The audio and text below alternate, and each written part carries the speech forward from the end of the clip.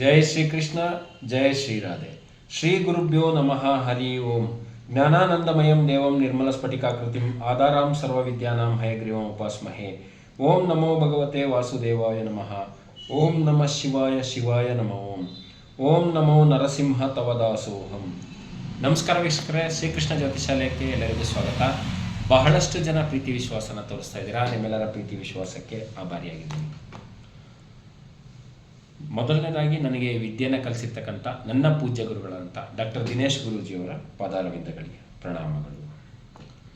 ನಾನು ಪ್ರತಿ ವಿಡಿಯೋದಲ್ಲೂ ಹೊಸ ಹೊಸ ವಿಚಾರಗಳನ್ನು ತಿಳಿಸ್ತಾ ಇರ್ತೀನಿ.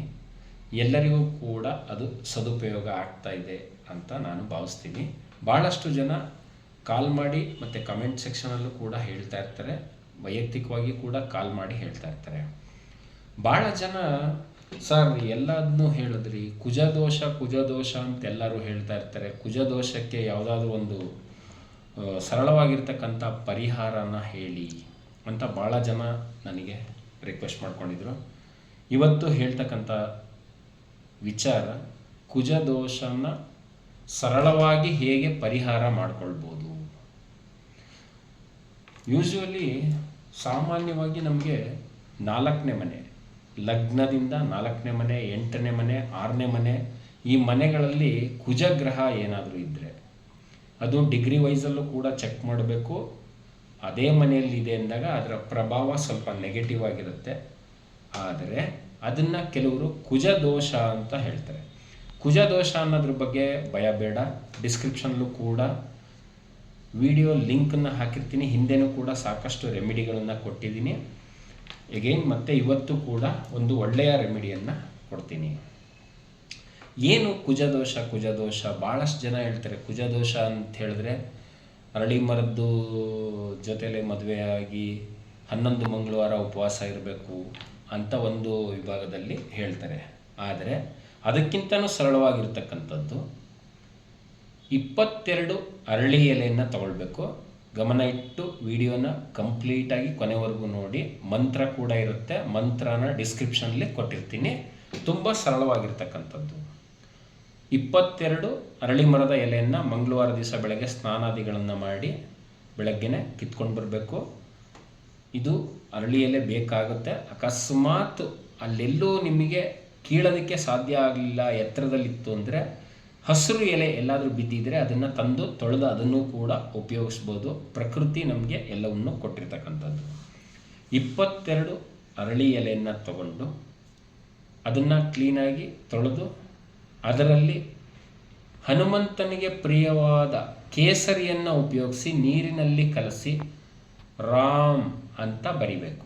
22 ಎಲೆಗೂ ಕೂಡ ಬರೆದು ಒಂದು ತಟ್ಟೆಯಲ್ಲಿಡಬೇಕು. ಮತ್ತು 2 ಮಂತ್ರಗಳನ್ನು ಹೇಳ್ತೀನಿ. 2ರಲ್ಲಿ ಯಾವುದು ಸಾಧ್ಯ ಆಗುತ್ತೋ ಅದನ್ನು ಒಂದು ಮಂತ್ರನ 27 ಬಾರಿ ಹೇಳಬೇಕು.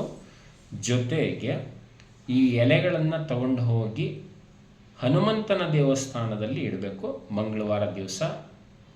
ಅದರ ಜೊತೆಗೆ ಸ್ವಲ್ಪ ಮಟ್ಟಿಗಿನ ತೊಗರಿಬೇಳೆ, 1/4 kg, ಅರ್ಧ kg, ಎಷ್ಟಾದರೂ ನಿಮ್ಮ ಶಕ್ತಿಯ ಅನುಸಾರ ತೊಗರಿಬೇಳೆಯನ್ನು ತಂದಿಟ್ಕೊಳ್ಳಿ. ಆ ಎಲೆಯಲ್ಲಿ 22 ಅರಳಿ ಎಲೆಯನ್ನು ಕಿತ್ಕೊಳ್ಳಿ. ರಾಮ್ ಅಂತ ಬರೀರಿ ಅಥವಾ ರಾಮ ಅಂತನಾದರೂ ಬರೀರಿ. ಹನುಮಂತನಿಗೆ ಪ್ರಿಯವಾದ ಕೇಸರಿಯನ್ನು ಉಪಯೋಗಿಸಿ ರಾಮ ಅಂತ 22 ಎಲೆ ಮೇಲೆ ಬರೆದು ಆ ಎಲೆಯನ್ನು ದೇವ್ರ ಮುಂದಿಟ್ಟು ಓಂ ಕ್ರಾಂ ಕ್ರೀಂ ಕ್ರೌಂ ಸಹ ಭೌಮಾಯ ನಮಃ, ಓಂ ಕ್ರಾಂ ಕ್ರೀಂ ಕ್ರೌಂ ಸಹ ಭೌಮಾಯ ನಮಃ, ಓಂ ಕ್ರಾಂ ಕ್ರೀಂ ಕ್ರೌಂ ಸಹ ಭೌಮಾಯ ನಮಃ, ಈ ಮಂತ್ರನ 27 ಸಲ ಹೇಳ್ಬೋದು. ಅಥವಾ ಓಂ ನಮೋ ನರಸಿಂಹ ತವದಾಸೋಹಂ, ಓಂ ನಮೋ ನರಸಿಂಹ ತವದಾಸೋಹಂ, ಈ ಮಂತ್ರನಾದ್ರೂ 27 ಸಲ ಹೇಳ್ಬೋದು. ಈ 27 ಬಾರಿ ಹೇಳಿದ ನಂತರ ಆ ತೊಗರಿಬೇಳೆಯನ್ನು ಮತ್ತು ಆ ಅರಳಿ ಎಲೆಯನ್ನು ಹನುಮಂತನ ದೇವಸ್ಥಾನದ ಆವರಣದೊಳಕ್ಕೆ ತಗೊಂಡೋಗಿ ಇಟ್ಬಿಟ್ಟು ಬರಬೇಕು. ತೊಗರಿಬೇಳೆಯನ್ನು ಯಾರಿಗಾದರೂ ಅರ್ಚಕರಿಗೆ ಕೊಡಿ. ಅಕಸ್ಮಾತ್ ಅವರಿಗೆ ಕೊಡೋದಕ್ಕೆ ಸಾಧ್ಯ ಆಗದೆ ಹೋದರೆ ಯಾರಿಗಾದರೂ ಬಡವರಿಗಾದ್ರೂ ಕೊಡ್ಬೋದು. ಇದನ್ನು 21 ಮಂಗಳವಾರಗಳು ಮಾಡಿ ಬಹಳ ಅದ್ಭುತವಾದ ಫಲಗಳು ಸಿಗುತ್ತೆ. ಹನುಮಂತನ ಒಂದು ಆಶೀರ್ವಾದದಿಂದ ನಿಮಗೆ ಕುಜದೋಷ ಪರಿಹಾರ ಆಗುತ್ತೆ. ಕುಜದೋಷ ಇದೆ ಅಂತ ಯಾರಾದರೂ ಹೇಳಿದ್ರೆ ಈ ಒಂದು ಸರಳ ವಿಧಾನದಲ್ಲಿ ಮಾಡ್ತಕ್ಕಂಥದ್ದು 21 ವಾರ ಮಂಗಳವಾರ ಮಾಡಿದ್ರೆ ಸಾಕು. ಆದರೆ ಪ್ರತಿ ಮಂಗಳವಾರನೂ ಕೂಡ 22 ಅರಳಿ ಮರದ ಎಲೆ, ಪೀಪಲ್ ಟ್ರೀ ಲೀಫ್, ಅರಳಿ ಮರದ ಎಲೆಯನ್ನು ತೊಗೊಂಡು ಬರಬೇಕು. ಅದರಲ್ಲಿ ರಾಮ ರಾಮ ರಾಮ ಅಂತ ಕೇಸರಿಯನ್ನು ನೀರಿನಲ್ಲಿ ಕಲಿಸ್ಕೊಂಡು ಬರೆದು ಆನಂತರ ಓಂ ನಮೋ ನರಸಿಂಹ ತವ ದಾಸೋಹಂ 27 ಸಲ, ಅಥವಾ ಓಂ ಕ್ರಾಂ ಕ್ರೀಂ ಕ್ರೌಂ ಸಹ ಭೌಮಾಯ ನಮಃ ಈ ಎರಡರಲ್ಲಿ ಒಂದು ಮಂತ್ರನ ಹೇಳಿ ಆನಂತರ ತೊಗರಿಬೇಳೆ ಮತ್ತು ಅರಳಿ ಎಲೆಯನ್ನು ಹನುಮಂತನ ದೇವಸ್ಥಾನಕ್ಕೆ ಆವರಣದಲ್ಲಿ ಇಡ್ತಕ್ಕಂಥದ್ದು.